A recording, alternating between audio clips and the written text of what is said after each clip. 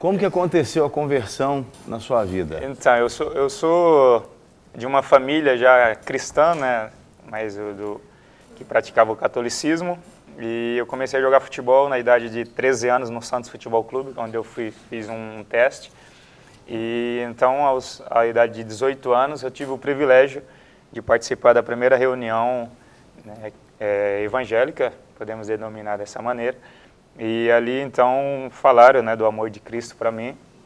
E depois de participar de 3 ou 4 reuniões seguidas, eu então abri o meu coração, entregando a minha vida a Jesus Cristo como Salvador e Senhor da minha vida.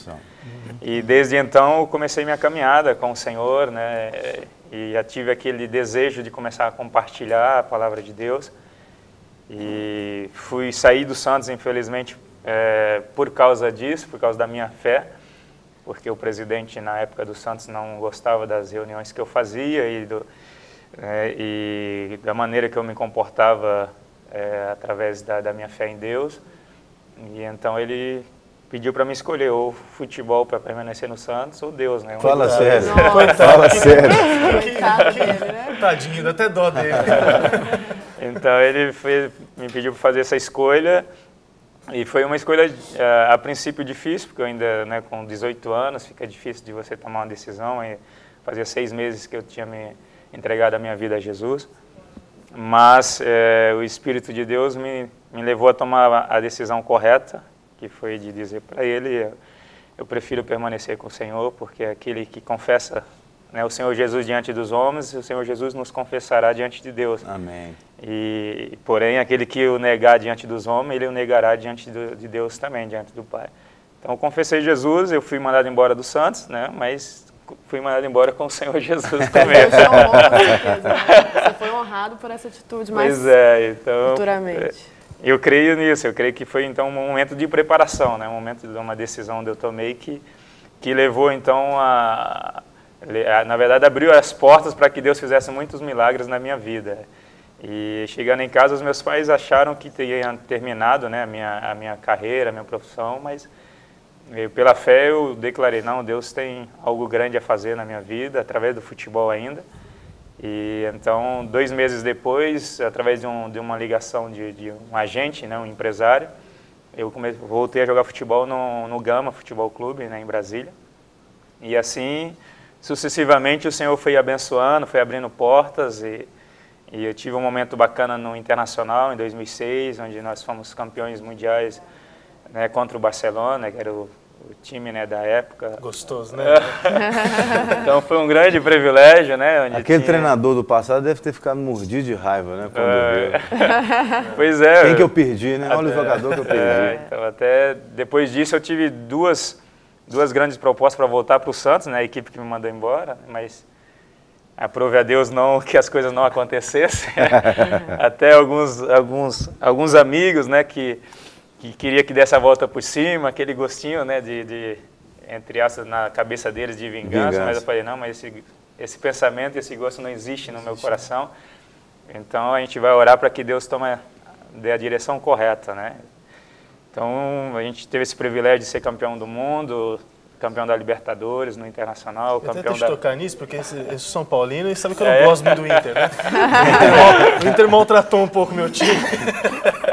Mas você se tornou assim, até mesmo como o Inter naquela conquista, meio que a namoradinha do povo, né? Porque todo mundo torceu pro Inter de verdade, torceu para você como jogador de futebol, e você conseguiu isso, né, Ceará?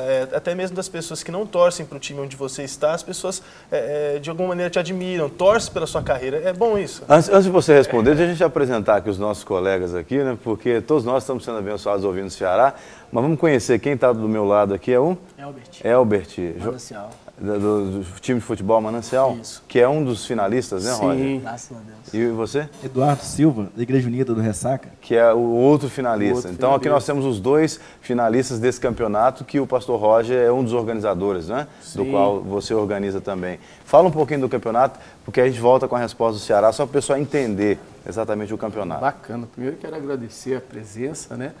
Então, nós já vamos para o 3º ano e é o campeonato de futebol de ministérios esportivos. A cada ano nós vemos assim, crescendo na quantidade e essa edição nós tivemos 11 igrejas. mas não é time de igreja. Todas as equipes, os pastores têm que ter a anuência da equipe competir, os membros têm que ser membros das igrejas. Que bacana.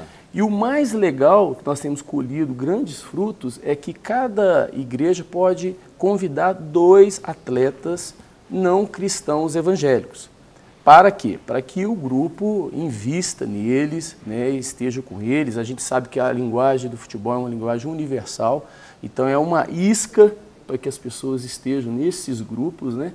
E temos colhido frutos nesses 3 campeonatos. E a gente tem o troféu aí de campeão e de vice, onde os 2 disputarão. De quem que vai ser esse troféu? Todos os... Esse é amanhã nós vamos saber a resposta. Né? É porque o outro é maior, o outro é de primeiro, né? E o bacana também é que nós premiamos a equipe mais disciplinada, né, o goleiro menos vazado, como você disse, o artilheiro, e o troféu, esse é o mais importante de todos, que é o troféu do ministro de esportes. A gente, como Ministério Esportivo, a gente fala o seguinte, que a Ana Paula Valadão, agora nós vamos ter a Nívia hoje, elas são ministras de louvor. E eles são, e nós como Ministério Esportivo, somos ministros de esporte. O atleta de Cristo é um ministro de esporte. Leva a palavra de Deus através do esporte. Então, esse atleta que foi referência, né, em toda a competição, o espelho para os demais, ele também será premiado. E a gente está fazendo não futebol por futebol, nós queremos dar exemplo dentro de campo e usar dessa linguagem poderosa que é o futebol e o esporte. Agora você pode responder, senhora. É bom você repetir a pergunta, né? Fica à vontade, fica à vontade. O Internacional, nessa época do título principalmente, eu lembro que São Paulo, a cidade de São Paulo parou para assistir o jogo mesmo, todo mundo parou para analisar, querer derrotar o Barcelona de qualquer jeito. E virou assim, o Internacional não ficou aquele time odiado, a não ser pelos paranaenses, né? Mas assim, e você também, simbolizando que o Internacional foi naquela época, e também é ainda, mas você se tornou uma pessoa respeitada por qualquer torcedor. Isso, como é que foi? Como que é isso na sua casa? Você fez alguma coisa especial para isso acontecer ou isso também fluiu? Não, eu fico feliz. Eu acho que isso vem decorrer das atitudes dentro de campo, né, do profissionalismo. Então, todos os clubes que eu passei, graças a Deus, sempre deixei as portas abertas, seja clubes pequenos, grandes. Os treinadores que eu trabalhei sempre me recontactaram para trabalhar novamente com eles. Então, mesmo muitas vezes sem ser titular de algumas equipes, mas no dia a dia do clube, graças a Deus, sempre tive, né, uma conduta, né, profissional, tentando honrar ao máximo, né, o Senhor Jesus Cristo nas minhas atitudes. E isso eu acho que reflete fora de campo também. O pessoal que está vendo, né, assiste os jogos, vê, né, a conduta. Graças a Deus eu joguei 5 anos na França, nunca fui expulso, nunca tomei um cartão vermelho, nunca fiquei suspenso por causa de cartões amarelos.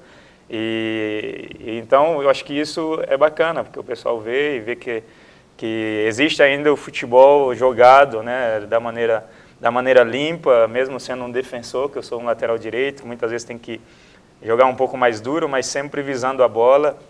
E eu me recordo de um episódio na final da Copa do Mundo, o Abel Braga, né, que eu tinha que marcar o Ronaldinho Gaúcho, que era o melhor jogador do mundo na época, e o Abel Braga falava, dá no tornozelo dele, né, você dá uma, depois o Edinho vem, dá outra, e assim a gente tira ele de campo, né. E eu escutei os conselhos, porque era o treinador, mas em campo as atitudes foram totalmente diferentes. Tanto é que a única falta que eu cometi no Ronaldinho foi no final do jogo, quando ele tentou passar no meio de 2, então a gente imprensou ele. Mas graças a Deus... Falta de jogo, né? Falta de jogo normal, graças a Deus consegui, né, impedir as suas ações ofensivas sem... E ficou emblemático isso, né? O Ceará travou o Ronaldinho. Pois é, foi pelo contexto, né? Porque o Ronaldinho tinha sido 2 vezes eleito o melhor jogador do mundo e estava concorrendo pela 3ª vez consecutiva.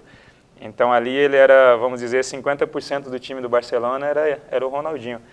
Então como eu tive essa missão, foi um duelo ali entre o Davi e o Golias, né? Então foi reproduzido dentro de campo e na verdade ninguém acreditava no Ceará no período, nem meus pais. Meu pai falou, eu achei que você ia tomar um couro do Ronaldinho, né? Mas Deus me deu força para poder, né, superar esse desafio. E então eu fico feliz assim pelo apoio do pessoal, né, até mesmo por essa conduta e tudo isso eu levo, né, eu retribuo, na verdade, a glória a Deus, porque é Deus que, o Espírito Santo que nos conduz. Alguns jogadores que a gente fala, que são até atletas cristãos também, falam, ninguém tem sangue de barata dentro de campo, mas eu falo, mas de barata é melhor você não ter mesmo, mas tem que ter o sangue de Jesus, né? É verdade. Ceará, até tocando nesse ponto, eu acredito que você, por onde você passou, você tenha deixado alguma marca. Porque até mesmo pela sua atitude, eu acredito que você tem influenciado muitas pessoas. Conta pra gente um pouco como que foi essa trajetória sua depois que você conheceu a Jesus, a Cristo, pessoas que se aproximavam de vocês, outros jogadores. E se você tiver alguma história para contar de algo que te marcou, algum testemunho, de uma influência que você exerceu sobre algum colega seu, de repente. A história é longa, hein? Mas eu vou resumi-la. Porque eu joguei em vários clubes no Brasil, né? Mais ou menos uns 8 clubes. Né, começar de clubes pequenos, como Portuguesa Santista, São José, no interior de São Paulo, Botafogo de Ribeirão Preto. E esse clube de Botafogo de Ribeirão Preto é especial porque foi lá que Deus me presenteou com a minha esposa. Né? Então eu fui para Ribeirão Preto, no interior de São Paulo, só para casar. Só para casar. Eu fui para São Paulo só para casar também.